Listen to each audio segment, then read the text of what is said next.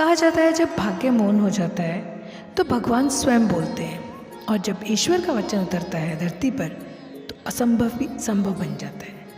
लेकिन एक दिन एक राजा ने उस वचन की शक्ति पर संदेह किया, और यहीं से शुरू हुई रमा एकादशी की चमत्कारी कथा।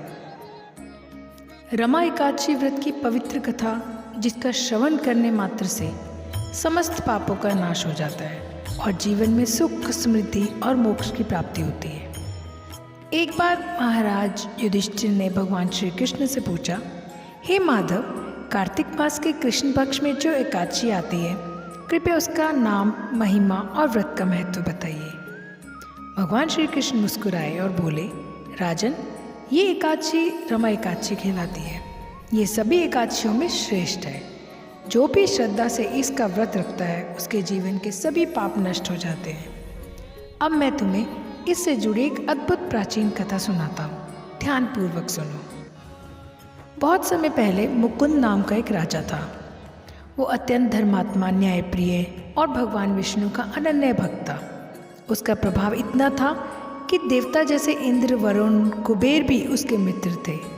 राजा मुकुंद की एक सुंदर और सद्गुणों से युक्त कन्या थे, चंद्रभागा। उसका विवाह चंद्रसेन के पुत्र शोभन नामक युवक से हुआ था। एक दिन शोभन अपनी पत्नी के साथ ससुराल आया।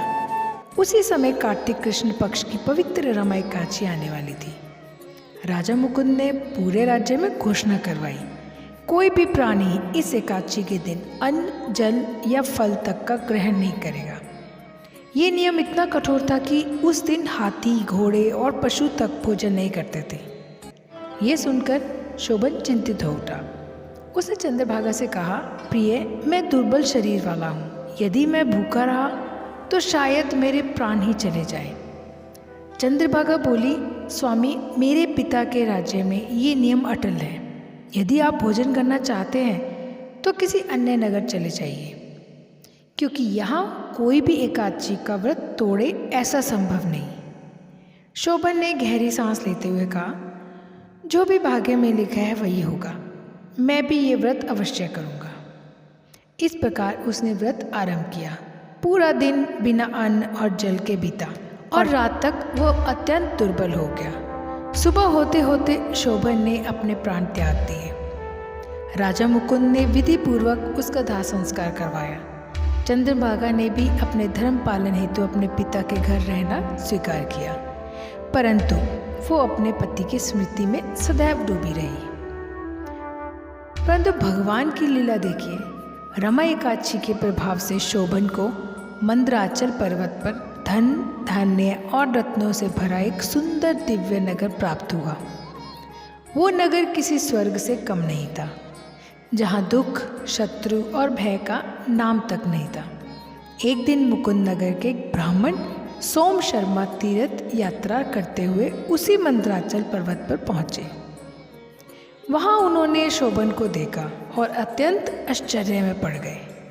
उन्होंने कहा, राजन, आप तो हमारे नगर के दामाद शोभन हैं। आप यहाँ कैसे? कृपया बताएं, ये अद्भुत नगर आपको कैसे प्राप्त हुआ?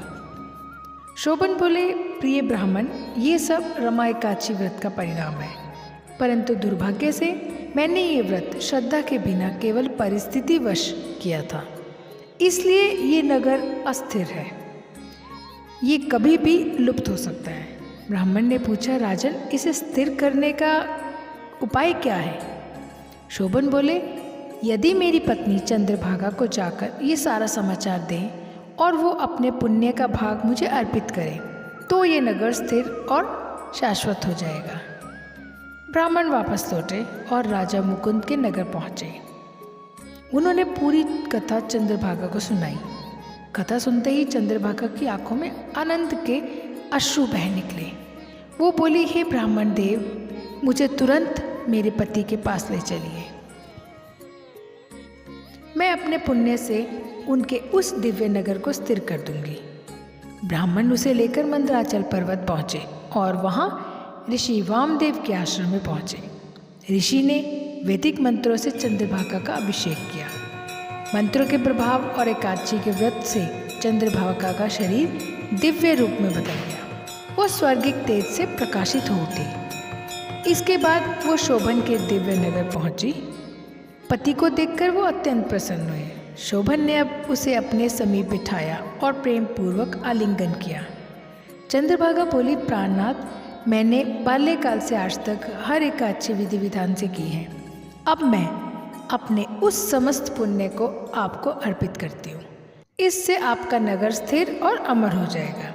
उसके शब्दों से ही वो नगर सुदृढ़, चमकता हुआ और शाश्वत हो गया। दोनों ने मिलकर वहाँ धर्म और अनंत पूर्वक जीवन व्यतीत किया। भगवान श्री कृष्ण बोले, हे युधिष्ठिर, जो व्यक्ति रमा एकादशी का व्रत करता है या इस कथा को श्रद्धा से सुनता है, वो सभी पापों से मुक्त होकर परम धाम वैकुंठ को प्राप्त करता है। कार्तिक मास में इस एकादशी का व्रत करने से सभी दान, तप और यज्ञों का फल हजारों गुना बढ़ जाता है। इसलिए दोस्तों, रमा एकादशी का व्रत अवश्य करें और भगवान विष्णु तथा माता लक्ष्मी की कृपा से अपने जीवन को पवित्र बनाएं। यदि आपको ये कथा प्रेरणादायक लगी तो लाइक और शेयर करें। जय श्री विष्णु, जय श्री हरि।